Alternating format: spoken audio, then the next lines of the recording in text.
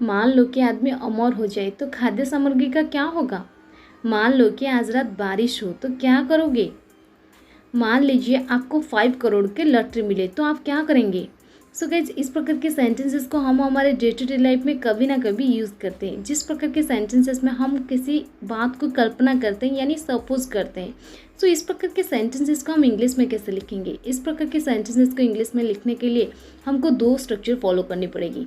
पहला स्ट्रक्चर ये है कि पहले आपको लिखना पड़ेगा सपोज या फिर सपोजिंग। इसके बाद फर्स्ट क्लॉज जो है उसको हम पास्ट टेंस में लिखेंगे और सेकंड क्लॉज जो है उसको हम वुड यूज़ करके पास्ट में लिखेंगे। अगर आपके सेंटेंस जो है, अगर आपके जो सपोज सेंटेंस है यानी जो काल्पनिक सेंटेंस है असंभव की बात है यानी जो संभव नहीं है, आप ऐसे सेंटेंसेस को कल्पना कर रहे हैं जो नामुमकिन है। सो इस प्रकार के सेंटेंसेस को हम ये स्ट्रक्चर फॉलो करके लिखेंगे। एग्जाम्पल देख लेते हैं। मान लो कि आदमी अमर हो जाए तो खाद्य सामग्री का क्या होगा। इस सेंटेंस को हम स्ट्रक्चर के हिसाब से लिखेंगे।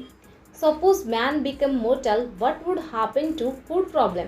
Suppose man become mortal, what would happen to food problem. So आपने देखा गाइस, सपोज के बाद हमारा जो फर्स्ट क्लॉज है वो है मैन बिकम मोर्टल, जिसको हमने पास्ट सिंपल में रख दिया। और जो सेकेंड क्लॉज है वो है what would happen to food problem, ये हम वुड यूज़ करके पास्ट में रख दिया।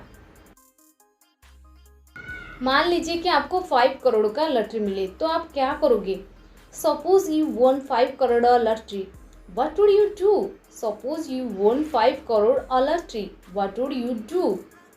बट गाइज, अगर आपको ऐसी कल्पना की बोध हो जिसकी पूर्ति कुछ हद तक संभव है, तो इसके लिए आपको दूसरा रूल फॉलो करना पड़ेगा। रूल है सपोज या फिर सपोजिंग। इसके बाद आपको फर्स्ट क्लॉज को प्रेजेंट में रखना पड़ेगा और सेकेंड क्लॉज को फ्यूचर में रखना पड़ेगा। एक एग्जाम्पल लेते हैं। मान लो कि आज रात बारिश हो तो क्या करोगे। Suppose it rains tonight, what will you do. Suppose it rains tonight, what will you do.